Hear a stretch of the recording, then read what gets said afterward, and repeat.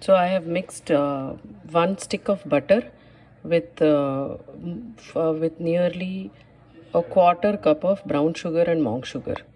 So I've mixed brown sugar and monk sugar. So there is like 50-50 brown sugar and monk sugar. I'm not using white sugar here. And the total quantity used is around a quarter of a small cup.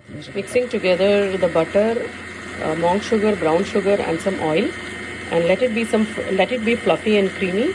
I think it will. I let it mix for at least 5 minutes. Now I've added 1 cup of all-purpose flour. Um, I don't know how it will be if you add 1 cup of wheat. I've not tried it with the fruit cake. So I just added 1 cup of all-purpose flour, 1 cup and a little bit more. And then I'm mixing all the wet ingredients with the dry ingredients now.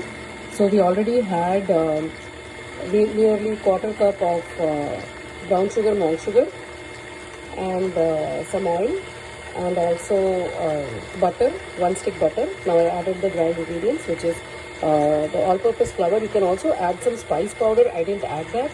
And a little bit of salt is recommended. Generally, I never add salt to the cakes, so I didn't add that too. And after it is well incorporated, I'll be adding up the soaked up fruits, nuts, and orange zest.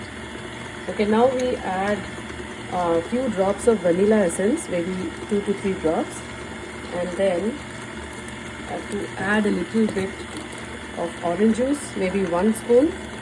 1 spoon orange juice is good enough. Here, and for egg substitute, what we can use, like here I've used oil. You can also use yogurt, 3/4 cup of yogurt. For 2 cups of all-purpose flour, but if you're using 1 cup of all-purpose flour, then maybe like 4 or 5 teaspoons of yogurt will be good enough.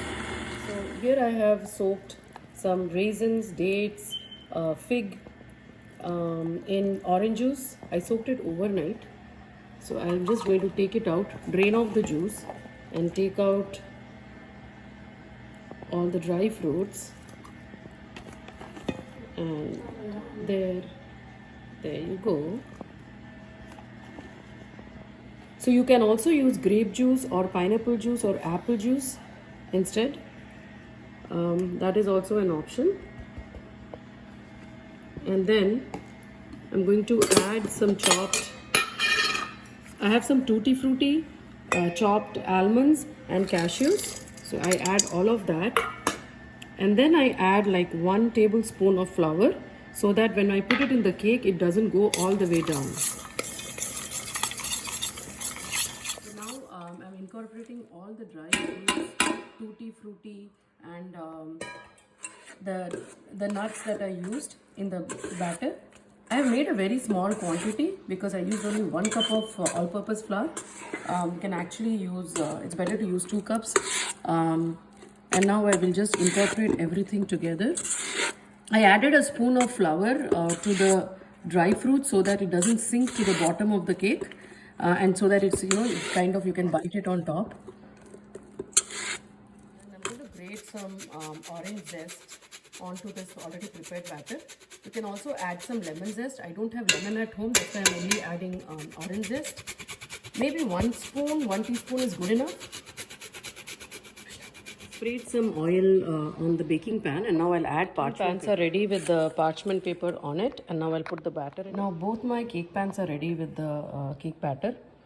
Hope it comes out well. So I have preheated the oven at 356 Fahrenheit, and I'll be baking it for at least an hour or 90 minutes. The cake is out of the oven.